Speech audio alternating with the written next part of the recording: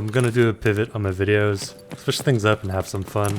I have some pretty typical gaming content, and maybe that's why the algorithm doesn't like my stuff that much for the purposes of generating ad revenue. It might just be too similar to what's on the market. So in terms of what's going to be switched up, I'm going to still show the typical extraction shooter type stuff like Tarkov, like Hunts, even Hitman, and to a degree Returnal. But instead of having the commentary focused on the gameplay, the commentary is just going to be focused on something else I care about, which is mixed martial arts and reflecting on core concepts that I'm reading up on. The voiceover will be MMA, and the video content's going to be gaming. So we're going to keep that split, perhaps the fourth wall, if you will, and just have some fun with it. To kick things off, I've been reading Georges St-Pierre's book, and how fear is sort of the foundation of everything great that he's done. When I read that, it made me uncomfortable because I don't like to think about fear, I don't like to think about what I'm scared of. But if one of the all-time greats, if not the all-time great in MMA, Georges St-Pierre, says that fear is the foundation, who am I to kind of judge and doubt that?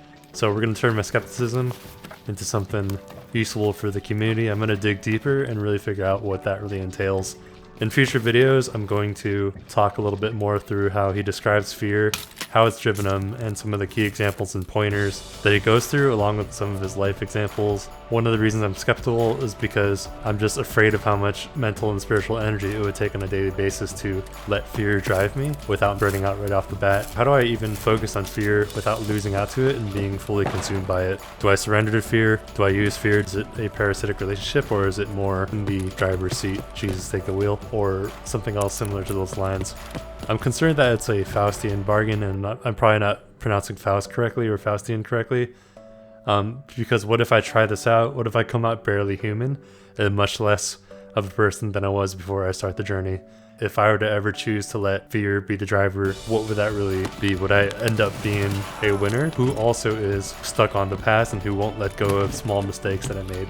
I would be able to say that I did let fear control my life, but not the good fear, not the kind of fear that creates that sort of catharsis that Georges St-Pierre talks about in his book. A lot of my first memories in life are fear-based, being bullied on the playground. If I were to use fear to try to pursue greatness, how much fun could I have? Justin Gaethje, really exciting fighter to watch. Fight of the night bonuses. Is he driven by fear? Is he driven by excitement? What would it take for him to win the belt and be cemented in the Hall of Fame?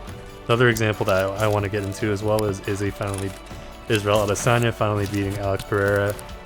You know, maybe it'd be worthwhile to see what it means to be 1-3 against somebody, but still being the champ over them in his current state, current time. And maybe going into his YouTube video where he reflects on his fight and trying to extrapolate concepts and truths about fear. So as the next video might just dig deeper into resilience. For now, just trying to see how the algorithm will respond to this type of content overlaid over games like Hitman, etc, etc. If you liked what you listened to and watched, please feel free to like and subscribe. It would mean a lot to me to have the algorithm be able to latch onto something so I can start producing more and more content that actually resonates with a large audience. Thank you and goodbye.